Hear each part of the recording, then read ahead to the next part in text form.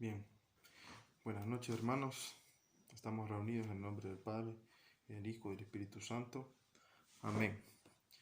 En la clase anterior hablamos un poco de los padres de la iglesia, cómo estos padres de la iglesia, padres apostólicos, son los discípulos en primera línea, en la primera línea de los apóstoles. O sea, son los que recibieron el Evangelio después de la ascensión de Jesucristo. Hablamos sobre San Ignacio de Antioquía, el gran padre de la iglesia. Hablamos también sobre Justino, mártir también. Los dos, San Ignacio y Justino, mártires. Y hoy les voy a hablar un poco sobre San Irineo de Lyon, del año 133 de nuestra era,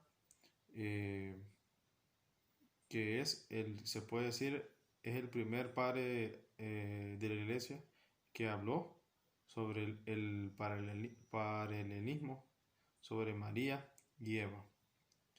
Entonces vamos a ver un poco cómo en el siglo II San Irineo de León pues hace una teología hace, y también hace una defensa sobre María, sobre la madre de Jesús, sobre la madre de nuestro Señor, y trata de aclarar, porque en esa época había bastante los gnósticos, gnosticismo, que estos, pues toda su filosofía o toda su creencia estaba en la gnosis, o sea, en el intelecto. Y si el intelecto no está Dios, pues muchas veces podemos razonar las cosas torcidamente, y solo la fe y solo el Espíritu Santo pues puede iluminar nuestra razón. Entonces miren qué interesante lo que dice San Irineo de Lyon del año 133, siglo II de nuestra era, sobre María y Eva. Dice que él hace un paralelo entre las dos. Dice así: Eva era aún virgen aunque tenía esposo. Ahora dice el paralelo: María, nueva Eva, era virgen pero casada con José. Dice San Irineo: Eva fue seducida para hacer el mal por medio de la mentira que hizo la serpiente, que es el demonio, ¿no? Que el Génesis la representa como una serpiente por la astucia, por el sigilo que tienen las serpientes para atacar. Nunca atacan de frente, sino que rodean a la presa, y cuando menos lo espera, pues lo muerde. Dice entonces: Eva fue seducida para hacer el mal por medio de la mentira del demonio, y María recibe la buena noticia de la verdad. Ahora dice: Eva, un ángel la seduce, un ángel caído, el demonio. Ahora el paralelo dice: un ángel le trae la palabra, que sabemos que es el ángel Gabriel, que significa fuerza de Dios. Algo que podemos resaltar es que, por ejemplo, Miguel, Gabriel y Rafael, todos terminan en él. Entonces la partícula él significa Dios. Gabriel, Rafael, Miguel. Entonces eso es importante. Estos ángeles son mensajeros de Dios, o tienen una misión específica con respecto a los humanos en la historia de la salvación. Ahora vamos a ver un poco lo que dice Eva, cuando Eva desobedece y María obedece.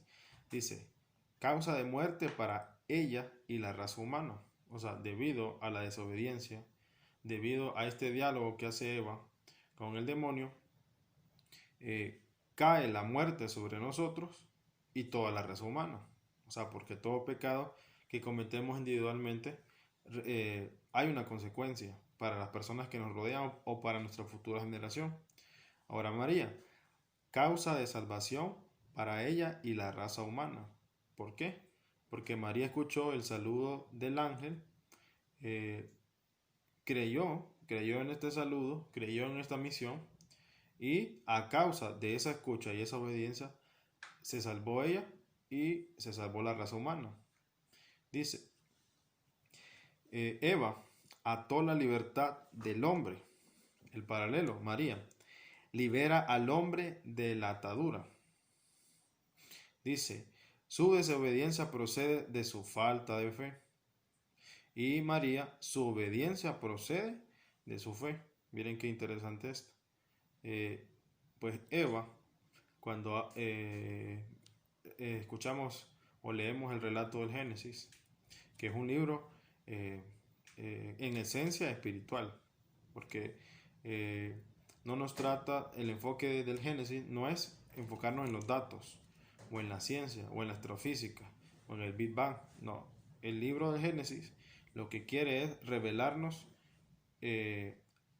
algo espiritual, es decir, cómo fue creado el hombre, qué función tiene el hombre y la mujer en esta creación, eh, por qué el hombre y la mujer desobedecieron, cuáles son las consecuencias espirituales, por qué también el demonio, en representación de la serpiente, por qué lo sedujo. O sea, el libro del Génesis es un libro espiritual, muy espiritual.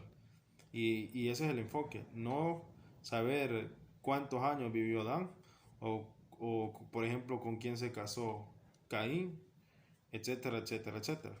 Entonces dice, su desobediencia procede de su falta de fe y María, su obediencia procede de su fe.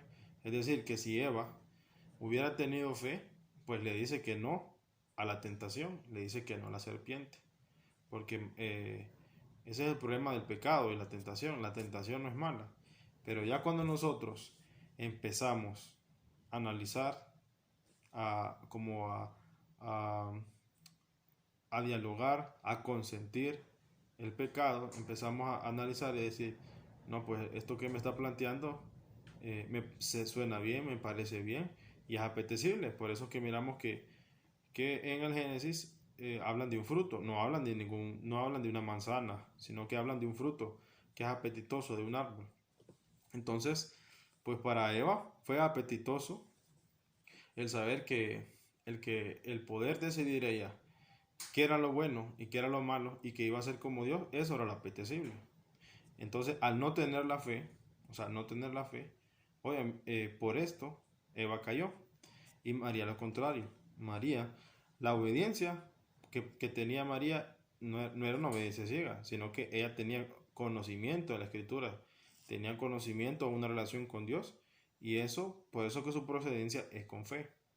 Ahora dice Eva, al desobedecer huye de la presencia de Dios, que si leemos Génesis, vemos que cuando Eva peca lo que hace es alejarse de la presencia de Dios y eso nos pasa a todos nosotros.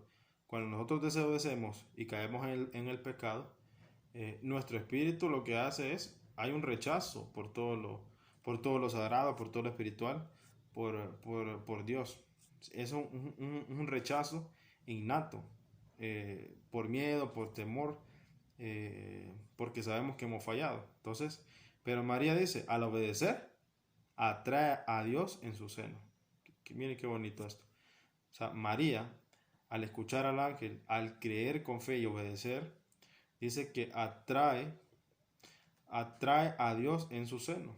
Por eso que dice que el Evangelio, que dice que la sombra de Dios, o sea, la sombra de Dios, el Espíritu Santo, la cubrió en su seno.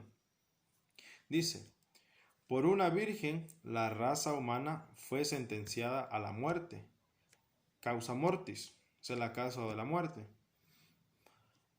Y por una virgen la raza humana es salvada, causa salutis. Entonces miren qué interesante. O sea, por una virgen que Eva, antes de pecar, era virgen, no, todavía no había tenido relaciones, no había tenido intimidad con su esposo Adán. Entonces, lastimosamente, Eva pecó antes, antes de tener una relación con Adán. Y María Dice que por una virgen la raza humana es salvada, causa salutis. O sea que también nosotros, la iglesia, pues creemos que la virgen, eso es uno de los dogmas, que la virgen es virgen antes del parto, durante el parto y después del parto. Ese es un dogma que tenemos. Y voy a explicar un poco por qué. Eh, bueno, para terminar lo que este paralelo que hace San Irineo y de León sobre la teología mariana, dice, la tipología del paralelismo Eva-María dio lugar a la primera reflexión teológica mariana. Eva, como María, son vírgenes y madres. María, como nueva Eva, toma el paralelismo entre el Génesis 3:1-6, la tentación, y Lucas, menciona Lucas 1, capítulo 1, del 26 al 38, la anunciación. Entonces, si por ejemplo vamos al libro de Génesis y leemos el capítulo 3 y solo el versículo 15, vamos a ver aquí el protoevangelio, se llama esto. O sea, el proto quiere decir primero y evangelio, buena noticia. Entonces, esta es la primera buena noticia que Dios dio a los hombres, Adán y Eva, a causa del pecado. O sea, Dios da la consecuencia, corrige al hombre y a la mujer, los aparta del paraíso, pero también da una buena noticia. Y dice así, Génesis 3:15, que es el famoso protoevangelio. Dice, enemistad pondré entre ti y la mujer, entre tu linaje y su linaje. Él te pisará la cabeza mientras acechas tú su calcañar. Calcañar que puede ser el talón de los pies de la persona, es decir, lo que está más próximo a que lo muerda una serpiente. Entonces, mire, lo vuelvo a repetir, enemistad pondré entre ti y la mujer, entre tu linaje y su linaje.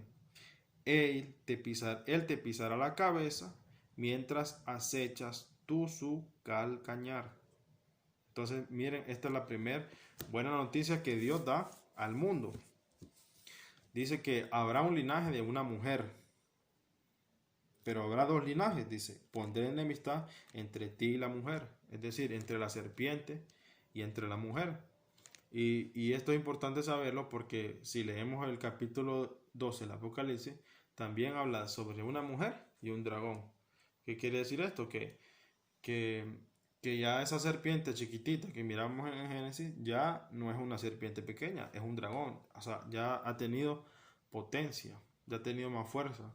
Ha agarrado, bueno, ha extendido más su reino del mal, esta serpiente. Pero dice que él te pisará la cabeza. En el hebreo dice que la traducción es ellos te pisarán la cabeza. Ellos. ¿Qué quiere decir ellos? Que una mujer y un hombre le van a pisar la cabeza a la serpiente. Y esto también lo miramos, este gran paralelo de Adán, Eva y la serpiente, el árbol, también lo miramos en el Evangelio. En el Evangelio hay un árbol. ¿Cuál es el árbol? La cruz. ¿Quién es Adán? En el Evangelio, Jesús, que está clavado en la cruz. ¿Y quién es la mujer? La mujer con M mayúscula. O sea, no es cualquier mujer. No es cualquier mujer. Estamos haciendo, vemos que Eva es prefigura de esta mujer que está hablando Génesis 3:15. ¿Quién es esa mujer? Es María. Es la mujer y el hombre que dice que ellos van a pisotear la cabeza de la serpiente. ¿Y a dónde pasa eso? En el Calvario, cuando Jesús es clavado en la cruz, cuando Jesús asume el cordero, el nuevo cordero, por la redención de todos nuestros pecados. Entonces, vemos que también está en la misma escena, así como en el Génesis está en la escena una mujer, un hombre, un árbol, que es el árbol de la ciencia, del conocimiento del bien y el mal, y una serpiente, que es el demonio. Entonces vemos también en el Calvario que está Jesús como el Adán, está María como la Eva, y la serpiente está en la boca del ladrón. Si leemos el Evangelio, vemos como dice, si eres tú el Hijo de Dios, bájate de esa cruz. O sea, ahí está también el demonio actuando por la boca del ladrón, del mal ladrón. para poder pues tentar a Jesús, así como lo hizo con nuestros primeros padres. Entonces, para que miremos cómo los padres de la iglesia, que este San Irineo de León es discípulo de San Policarpo, y San Policarpo es discípulo de Juan, o sea que solo ha pasado una descendencia después de los apóstoles. O sea, están los apóstoles, están los padres apostólicos, y los padres apostólicos tienen sus discípulos. Y uno de esos discípulos está Juan, por ejemplo, Policarpo, y está San Irineo de León, año 103, siglo II. Y ya San Irineo de León y todos los cristianos de ese tiempo estaban claros cuál era el papel de Eva y de María en la historia de la salvación, en las escrituras. Entonces, esta clase, esta charla, pues, se trata de que podamos tener un conocimiento profundo de nuestra Madre María, la importancia en el plan de la salvación de María, porque el demonio, pues desde el Génesis hasta nuestros tiempos, se ha encargado de tratar, como dice aquí, de alzar su calcañar, es decir, de figurar la imagen de nuestra madre. Sabemos cuántos ataques, nosotros como católicos, cuánto nos atacan, cuánto nos critican, cuánto nos calumnian, cuánto nos difaman, por este culto, o esta veneración, mejor, esa es la palabra, a María. Hay un libro interesante del padre Fortea, el exorcista español, y él tiene un libro que se llama El Coro de los Ángeles. Y en el Coro de los Ángeles dice en el libro Fortea que los ángeles tuvieron el verbo, es decir, Jesús, les reveló algo a los ángeles. Les reveló que él, siendo verbo, siendo Dios, siendo la segunda persona de la Trinidad, los ángeles estaban claros de eso, él sí iba a ser hombre, Eso se lo fue revelando a los ángeles poco a poco, a través de los siglos y los milenios, en el tiempo de ellos que no es tiempo. Entonces, después pasó bastante tiempo y les reveló que él iba a morir en una cruz. Entonces, ahí vemos que ya empieza la rebelión de los ángeles. Y sobre todo el demonio. O sea, el término demonio es un término de que es un ángel que está deformado. O sea, porque nosotros al demonio son muchos demonios. Pero si hablamos de la jerarquía, decimos Lucifer o Luzbel, que es el que de toda la creación de los ángeles era el más perfecto, el más sobresaliente, el que estaba más cerca de la presencia de Dios. Y cuando el verbo les revela lo que iba a hacer, si iba a ser hombre, y no solo eso, que iba a morir. Entonces, claro, para ellos fue un choque intelectual, porque ellos decían, ¿cómo es posible que el que nos ha creado, se rebaje tanto? Por eso el himno a la kenosis que miramos en San Pablo, cómo se ha rebajado tanto para hacer su nombre, porque para los ángeles, nosotros los hombres somos como, bueno, sobre todo para los demonios, somos como animales, como marmotas, como títeres. Y es cierto, a veces nos comportamos como animales. Si miramos el mundo de ahora, pues nos comportamos peores que los animales. Y eso que los animales solo tienen instinto y nosotros tenemos razonamiento. Entonces, pasaron mucho tiempo. Por eso que dice, creo que en el libro del Apocalipsis, que 1/3 de los ángeles se rebeló y cayó. Pero poco a poco pasó el tiempo y muchos se fueron arrepintiendo y convirtiendo, excepto el diablo, Satanás, que es otra forma de decirlo. Entonces, cuando el verbo, porque no se llamaba Jesús, es el verbo, le revela que Dios va a crear una mujer que va a ser la reina de los ángeles. Entonces, para el demonio esto fue ya él ya había tolerado la parte de que Jesús iba a ser hombre, que Jesús iba a morir por esos hombres, nos iba a redimir, pero ya cuando el demonio se le presenta a alguien que no es Dios, o sea, que no es Dios, que es una criatura, igual que nosotros, pero que iba a ser la reina de los ángeles, porque iba a nacer sin pecado original. Entonces, para el demonio esto sí fue la gota que derramó el vaso, y simplemente pues se obstinó para su soberbia, y como leemos en el Apocalipsis, pues ya no hubo lugar en el cielo para ellos y fueron arrojados. Fueron arrojados a otro estado, porque ellos son espirituales. Ellos no tienen cuerpo, no tienen materia. Ellos están definitivamente en otro estado que es muy difícil, por más películas que hagamos o documentales, no lo podemos entender hasta que el día que muramos y estemos solo con el espíritu y no con la materia. Podríamos entender un poco eso. Pero ellos son arrojados de ese estado porque Dios es tan misericordioso que, sabiendo que no querían llamar a Dios, no querían darle culto y obedecerlo, pues les permite estar en un estado, porque no es un lugar, no es un espacio físico. El infierno no es un espacio físico.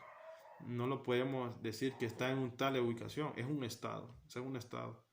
Entonces, estos demonios son arrojados ahí porque no toleraron la parte de que Jesús les reveló de que iba a haber una mujer excelsa, pues, o sea, una mujer superior a todas las criaturas, porque iban a nacer sin pecado.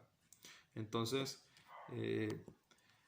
ojalá que, pues que con esta charla que estoy dando yo, empecemos a buscar cuál es el papel de María en las Escrituras, cuál es el papel de María en las Escrituras, cuál es el papel de Eva, cuál es el papel de María en la nueva alianza, porque miramos que, por ejemplo, esto es importante saberlo, en el pueblo de Israel sabemos que el arca de la alianza, que era una caja con medidas específicas, toda de oro puro, con una tapadera que estaban dos querubines. La tapadera se llamaba el propiciatorio, donde se derramaba la sangre del sacrificio. Pero lo más importante de todo el arca de la alianza es que adentro del arca estaban los 10 mandamientos, es decir, el testimonio de la alianza. Esa es como la evidencia de que Dios tenía un pacto con Israel. Entonces, toda esa caja con medidas específicas, con querubines, con que estaba todo bien diseñado, o sea, de oro puro, nada de material de que tantos quilates, no, todo era de oro puro, de piedras preciosas. O sea, para Israel eso era lo más santo, tanto así que solo los sacerdotes podían tocarlo, podían cargarlo, y solo los sacerdotes podían ministrar los sacramentos o los sacrificios que miramos en el libro de Levítico. Entonces, si para el pueblo de Israel, una caja de madera, que estaban 2 tablas de piedra, donde estaban los 10 mandamientos, si para ellos eso era, o sea, tan santo que si miramos en el segundo libro de Samuel, cuando uno de los, pues, no sé si era un levita o no era un levita, pero tocó el arca, no la llevaron como tenían que llevarla, porque la tenían que llevar con parales en los hombros, en procesión, y el problema es que cometieron un error, la pusieron en una carreta, y la carreta la llevaba unos bueyes. Entonces Dios les dio instrucciones de cómo tenían que hacer toda la liturgia, pero como siempre hay personas que no creen en la liturgia, es decir, no son obedientes a la liturgia. La liturgia tiene una razón de ser, o sea, la estructura tiene una razón de ser. Entonces, cometieron este error, y ¿qué pasó? Esta persona miró que se tambaleó la carreta, casi se cae el arca en el suelo, y lo que hizo fue detenerla. Pero ¿qué pasó? Dios no miró con agrado eso, y ese hombre se murió. O sea, se murió, y Dios, porque dicen que la gloria de Dios habitaba en ese lugar. Acuérdense que ahí es cuando Dios dialogaba con Moisés, daba la instrucción a Moisés y a Aarón, a Josué en el arca. O sea, todo el centro de Israel era el arca de la alianza. Entonces, ese es un gran paralelo de que por qué nosotros decimos que María es el arca de la alianza. Porque si en el arca de la alianza estaba dentro el testimonio del pacto, la alianza, entonces en el vientre de María, por eso que eso es una forma de hacer apologética con María. O sea, Nosotros, ¿por qué creemos que María es virgen antes del parto, durante el parto y después del parto? Porque ella también es el arca de la nueva alianza, de la nueva alianza. Entonces, si el arca tiene que ser algo especial, o sea, algo puro, algo espectacular, con medida específica, y que Dios da las instrucciones, no fue que a alguien se le ocurrió, sino que Dios le da instrucciones a Moisés específicas, lo podemos leer en el libro del Éxodo. Pues Dios también, Él crea a una mujer diferente que todas las mujeres, eh, con una genética también que es descendiente de David, María y José, y es la que, porque como nace sin el pecado, o sea, el pecado original, que sabemos que el pecado original no es nacer con una manchita negra en el alma, sino no nacer con la gracia, no nacer con la gracia, que es la que tenía Adán y Eva antes del pecado. Ellos eran llenos de gracia, perfecta comunión con Dios. Entonces María no es que nació santa, no es que nació perfecta, nació sin pecado original, es decir, nació con la gracia que nosotros obtenemos en el bautismo. Por eso que María no hubo necesidad de bautizarse, porque nació con la gracia, nació con la gracia. ¿Y por qué tenía que nacer con la gracia? Porque adentro de su vientre iba a estar el testimonio, no dos tablas, sino que iba a estar el verbo, es decir, el Hijo de Dios, Jesús. Entonces, por eso que es interesante ver este paralelo de Eva con María en el Génesis, en la cruz, en el Calvario, y ver también cómo María, todos los dogmas de María, que inmaculada en la concepción, María que es virgen antes y durante y después del parto, José, por eso que a José se le revela en sueños cuál va a ser su misión, ser el papá, el protector de Jesús, el protector, porque el papá del verbo es Dios. José tiene esta gran tarea de, pues, de protegerlo, y eso es lo que hizo, protegió a María, la repudió en secreto, y cuidó del hijo de Dios. O sea, es importante el papel de José. Porque como dice la escritura, José era un hombre justo.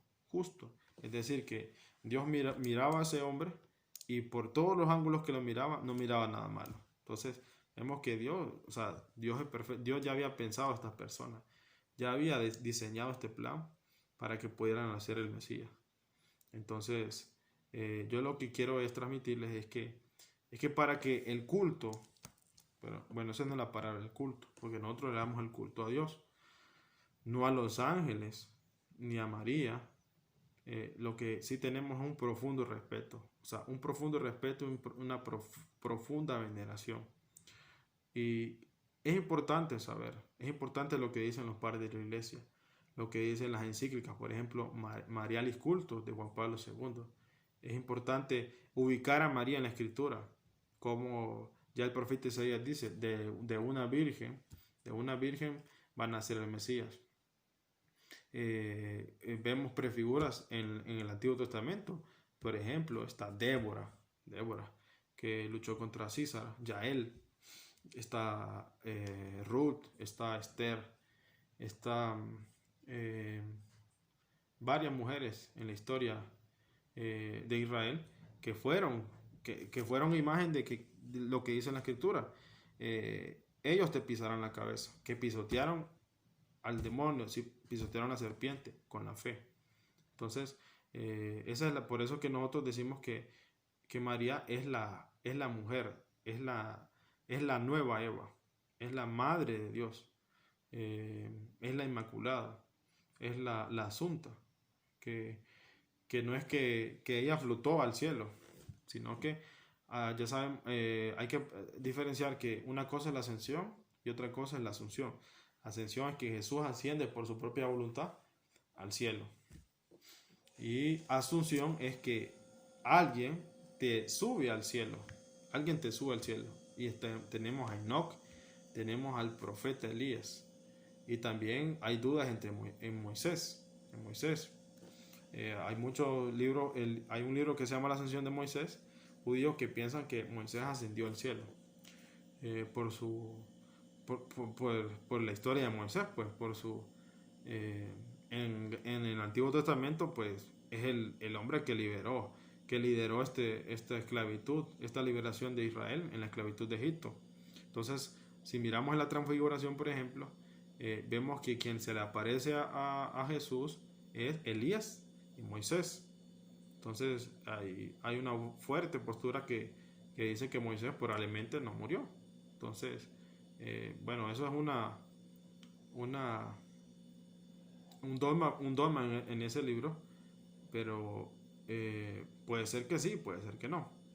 Eh, pero lo importante es que aprendamos a que para poder nosotros pues tener un verdadero conocimiento y hacer buena apologética, o sea, defender nuestra fe, defender a nuestra madre, definitivamente tenemos que conocer las escrituras, conocer Génesis, Apocalipsis, conocer los evangelios, o sea, toda la actitud que está en el libro de Lucas de María.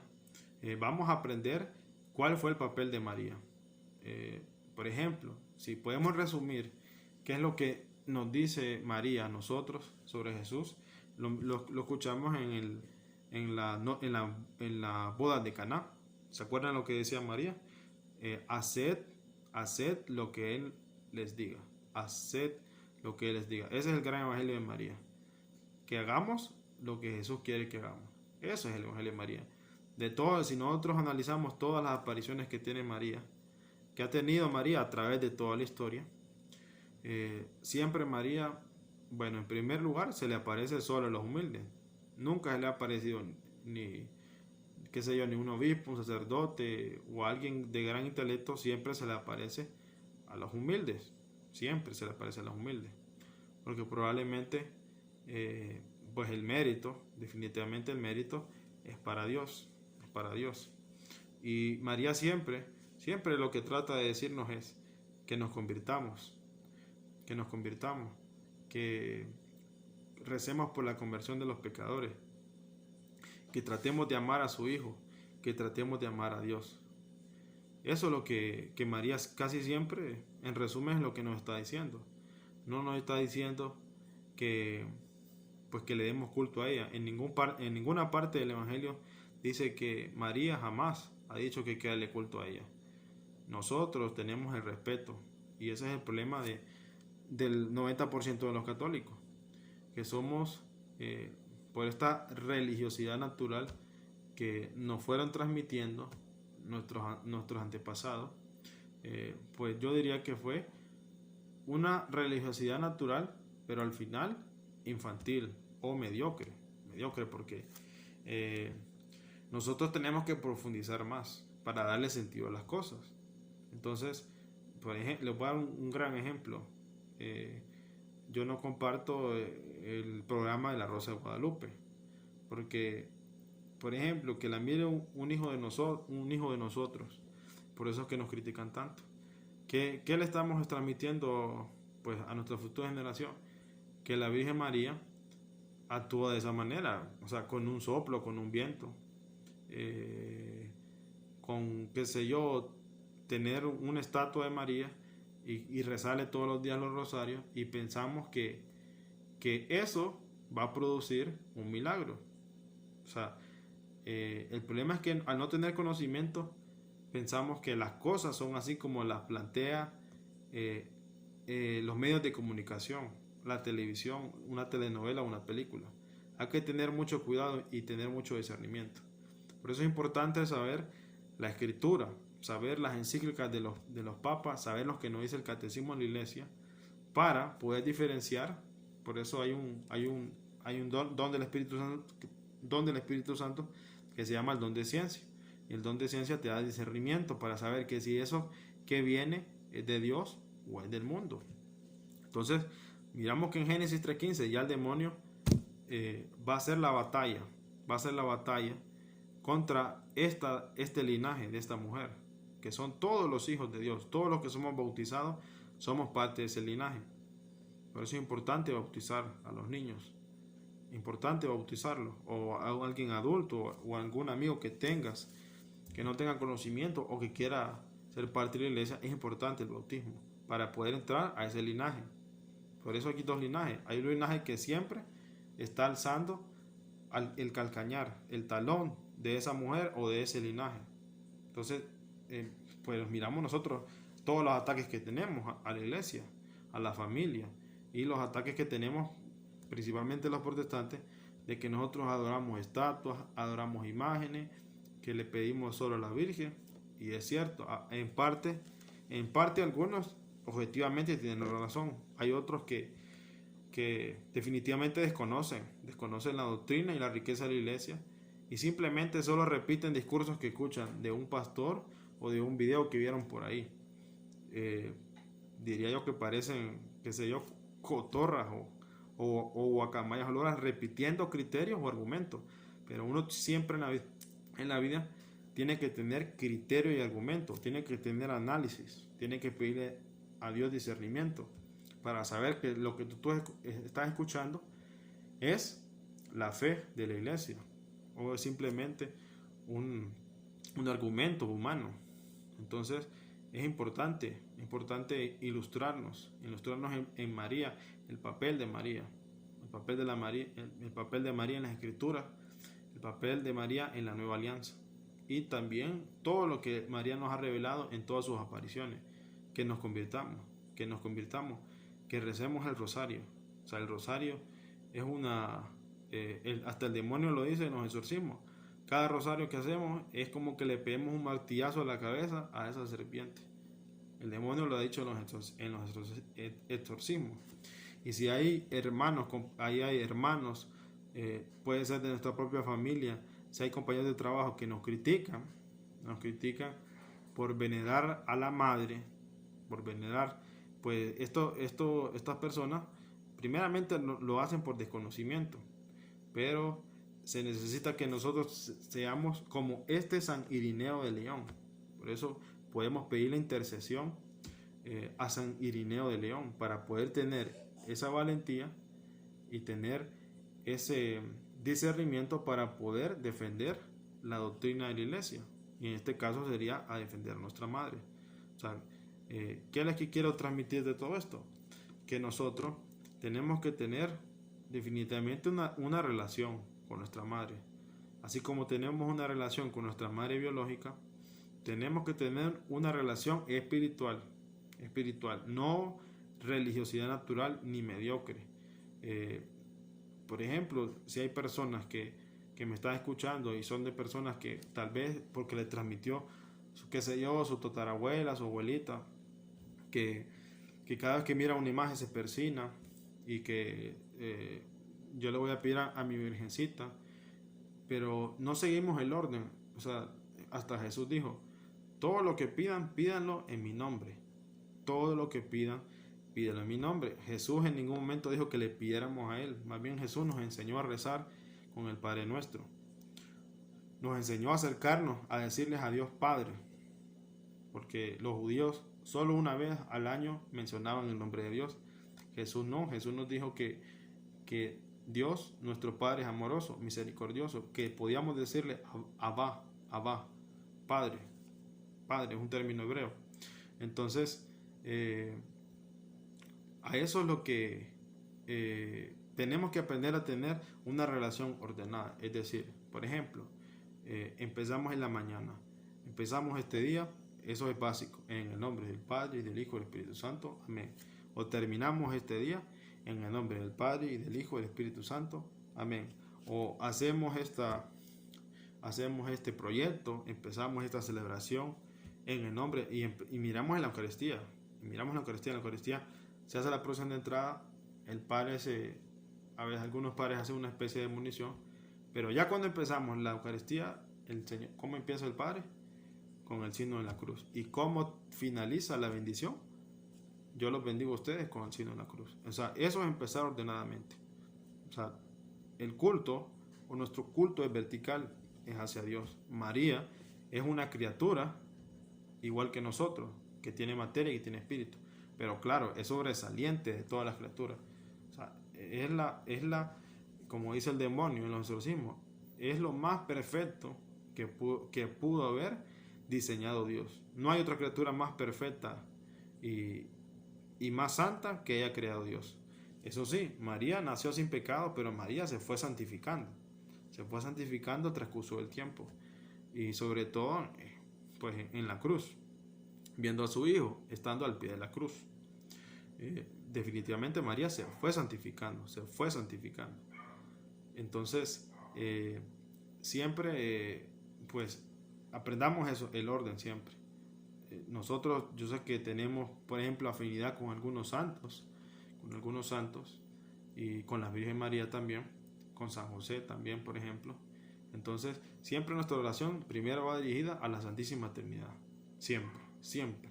Entonces, cuando hacemos nuestra oración o hacemos nuestras peticiones e intenciones y que los miramos en las plegarias eucarísticas, por ejemplo, cuando es la solemnidad de algún santo, y siempre todo esto lo vemos, pero y con intercesión y decimos los nombres. Entonces, por ejemplo, nosotros tenemos una petición en la mañana: Dios Padre Todopoderoso, te doy gracias por este día, y queremos pedir algo en especial, por ejemplo, que cumpleaños a alguien, o porque alguien necesita un empleo. Entonces nosotros te lo pedimos por tu Hijo Jesucristo, que vive y reina contigo en la unidad del Espíritu Santo y de Dios por los siglos de los siglos. Amén. Pero también con intercesión de nuestra María, Santa María, Madre de Dios, San José, podemos decir San Agustín, bueno, de todos los que están en el canon de la iglesia. Todos esos los podemos mencionar siempre, pero miren, de forma ordenada. Forma ordenada. Si nosotros empezamos nuestra oración, por eso le digo, la religiosidad natural. No es que yo le voy a pedir a San Judas que me conceda esto. No. Esto que tenemos que tener claro: todos los milagros no los concede el santo o la Virgen María. Ellos no tienen el poder porque son criaturas también. Fueron criaturas. Militaron en esta tierra. Ellos sí son intercesores. Es decir, ayudan a que llevan en sus manos espirituales esta plegaria o esta intención. Y ya el que decide hacerla o no hacerla o en el tiempo es Dios o la Santísima Trinidad. Eso tenemos que tenerlo bien claro y explicarlo a nuestros hijos también, porque también le podemos estar transmitiendo una religiosidad natural que al final va a ser infantil y va a ser mediocre. Estos hijos van a crecer y cuando vengan los ataques, que siempre van a venir, aquí los miramos en Génesis: enemistad entre ti y la mujer. La serpiente va a alzar tu calcañal, pero ellos te van a pisotear la cabeza. Entonces, si nosotros queremos pisotear la cabeza, tenemos que tener conocimiento y también tenemos que saber el orden. Siempre, siempre. Todo de forma ordenada. Porque María, como le digo, María siempre en el Evangelio, hace lo que les diga. Conviértase, arrepiéntase, recen en el rosario, recen por los pecadores, recen por las almas del purgatorio, etcétera, etcétera, etcétera. Nunca, jamás está diciendo algo para ella. Jamás. Siempre está dándole gloria a su Hijo y dándole gloria a Dios. Eso es lo que tenemos que hacer nosotros. Ese es el culto. El Marialis cultus. Esa es la veneración y el respeto. Nosotros tenemos que respetar a todos los santos, a María, a San José, a todos los ángeles, porque son criaturas de Dios. Todo lo que Dios ha creado Dios lo hizo perfecto, lo pensó perfecto, lo diseñó perfecto. Ya nosotros somos los que trastornamos las cosas o malinterpretamos las cosas. Yo les mencioné ese ejemplo de la Rosa de Guadalupe. Eso es de desfigurar la imagen de María, el enfoque de María. Y hay que tener mucho cuidado con esas cosas, porque por ahí va ganando el enemigo terreno y nos va confundiendo. Entonces, eso es importante, saber el orden. En nuestra oración hay que ser conscientes: quien hace el milagro es Dios. Una enfermedad o una situación específica, quien intercede, obviamente, los santos. Ellos están en un mejor estado que nosotros. Ellos son las mejores personas que nos pueden ayudar. Si nosotros aquí en este mundo que militamos intercedemos unos a otros, porque hasta San Pablo dice que recemos unos por otros para que se curen, para que se conviertan.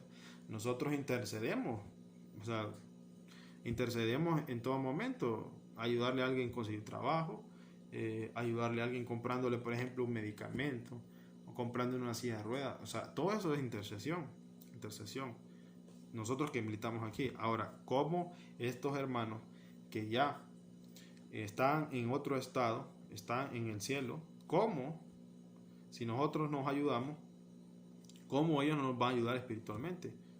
O sea, ellos son los idóneos, las personas idóneas, las criaturas idóneas para ayudarnos en la intercesión, ya sea de una petición, de un milagro. Y el que da el dictamen es Dios, definitivamente es Dios. Dios sabe si nos conviene y no nos conviene lo que estamos pidiendo.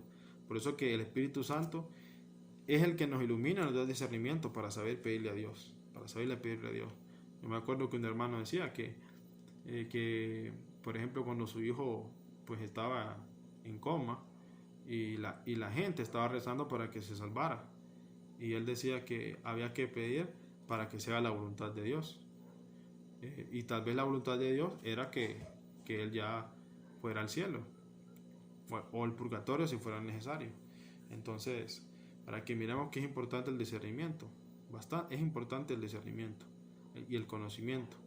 Entonces, a través de esta charla, de esta pequeña catequesis sobre San Irineo de León, el gran teólogo mariano, el que se atrevió a luchar contra los gnósticos. No, ustedes piensan esto, pero nosotros creemos en esto y esto y esto. Y esa debe ser nuestra postura.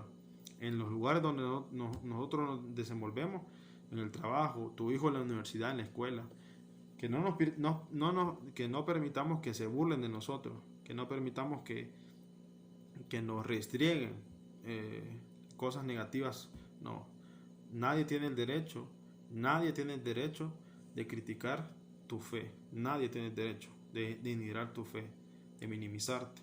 No nos dejemos, pero claro, nos dejamos porque somos ignorantes, porque somos unos mediocres, porque no tenemos conocimiento, porque nos enfocamos en el milagro, nos enfocamos en el egoísmo, pero no nos enfocamos en lo más importante, que es lo espiritual, que es el conocimiento.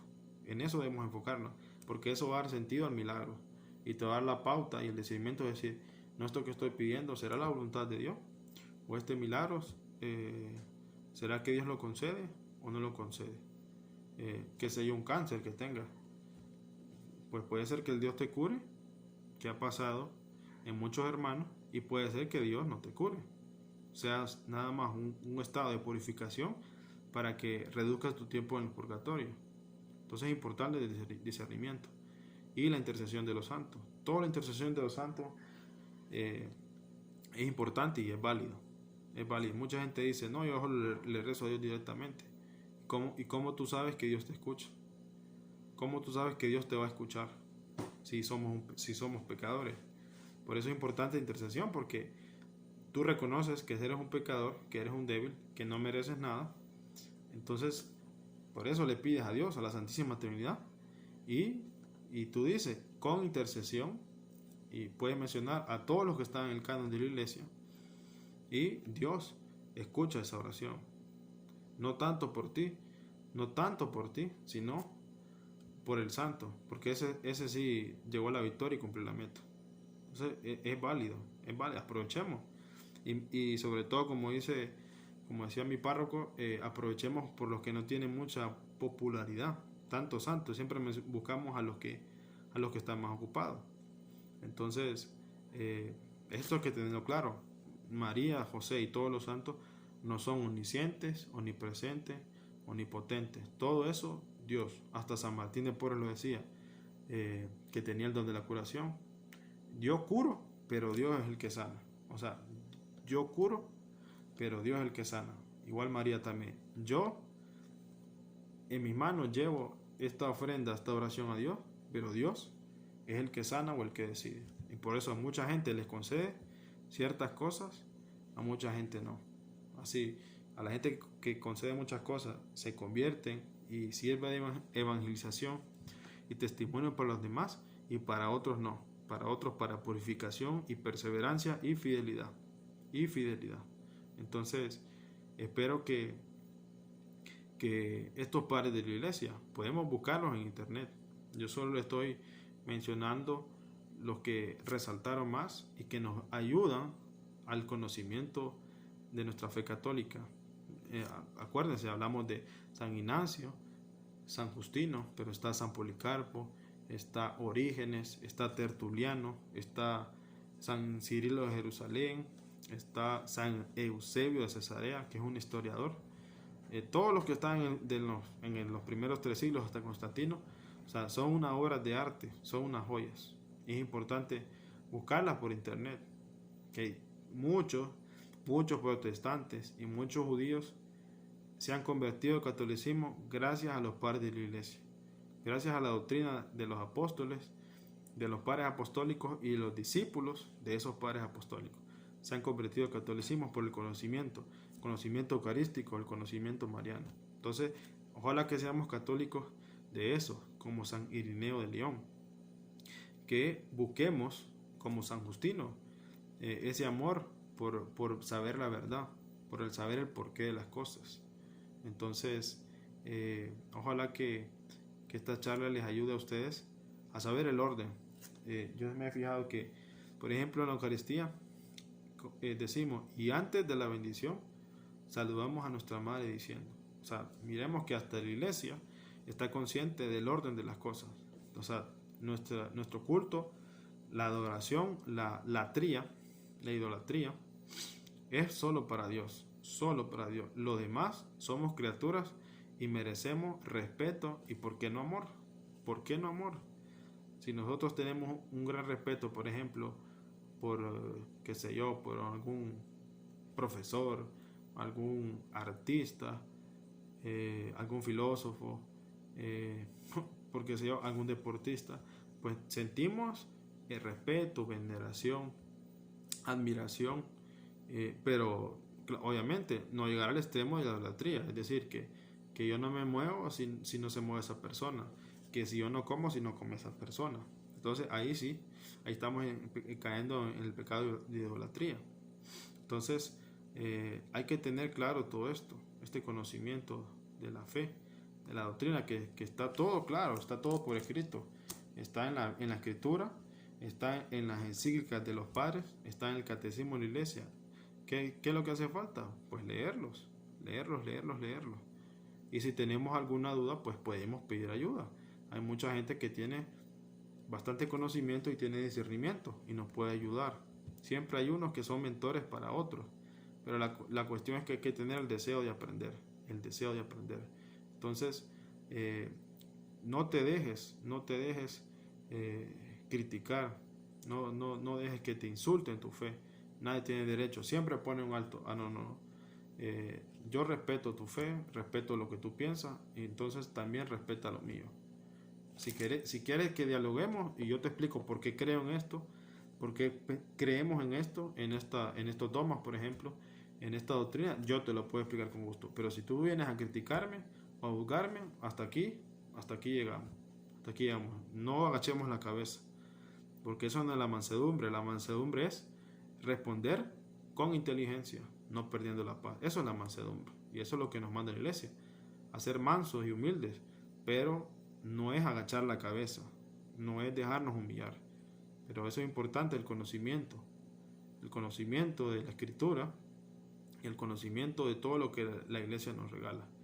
Entonces, ojalá que hayamos entendido un poco este paralelo precioso que hace San Irineo, cómo María está desde Génesis 3:15, y podemos buscar en el internet María en las escrituras y vamos a ver cuántas lecturas hablan sobre María, sobre esa mujer en M mayúscula, no cualquier mujer, porque hasta los términos en la Biblia Jesús nunca le dice mamá. A lo mejor sí le dijo mamá, pero ya cuando en la Biblia quiere revelar algo o quiere enfocar algo, utiliza los términos correctos. Mujer, todavía no ha llegado mi hora. Mujer, he ahí a tu hijo, pero mujer con M mayúscula, haciendo referencia ¿a quién? A Eva. Antes era hombre y mujer los creó, que sabemos que es Adán y Eva, pero Eva, antes de llamarse Eva, que es madre de las naciones, es mujer. ¿Y qué significa mujer? Pues llena de gracia, la llena de gracia. Entonces, para que miremos que hay términos que solo lo leemos así, superficialmente en la Biblia, pero tienen un profundo significado. Entonces, para que aprendamos que definitivamente tenemos que tener, si tenemos una relación con el Hijo, tenemos una relación con la Madre. Pero claro, todo en orden, todo en orden. Siempre María nunca sobresale. Siempre al final de la Eucaristía saludamos a nuestra Madre. Al final de una celebración y antes de la bendición, saludamos a nuestra Madre diciendo, o sea, el saludo no es un saludo como el de nosotros, es el saludo del ángel. Todo el bendita eres tú, el Magnificat, todo son oraciones. El rosario también es una meditación del Evangelio. O sea, todo tiene un significado y al final no apunta a ella. Todo apunta a Cristo y a la Santísima Trinidad a través de la Madre. Y así como nuestra Madre nos ayudó en toda nuestra vida en cambiarnos, en estudiar, en hacer las tareas, en todo hablando lo material, en lo humano, pues así hay una Madre en el cielo que nos ayuda en lo espiritual, nos ayuda en lo espiritual, que somos todos sus hijos espirituales. Por eso es importante eso que decía en el Evangelio. Mujer, ahí a tu hijo. Hijo, ahí tienes a tu madre. Es decir, María es la madre, la nueva Eva, la madre de todas las naciones, y Juan es representado por todos los hijos. Los hijos creyentes, los hijos que son de ese linaje que dice Génesis 3:15, el protoevangelio, que queremos aplastar la cabeza de la serpiente. Entonces, ojalá que les haya ayudado y que tratemos de profundizar.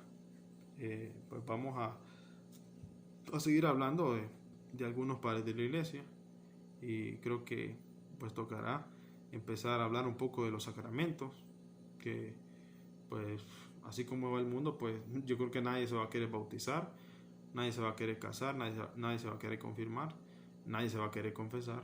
Entonces vamos a tratar de enfocarnos en los sacramentos y también en la liturgia eucarística, que ahorita en este tiempo que no estamos yendo al 100, creo que es una buena oportunidad para profundizar en la liturgia eucarística, para que cuando volvamos a ir a la liturgia eucarística, pues le demos el significado y el honor que merece. Entonces, pues terminamos esta pequeña charla en el nombre del Padre y del Hijo y del Espíritu Santo. Amén.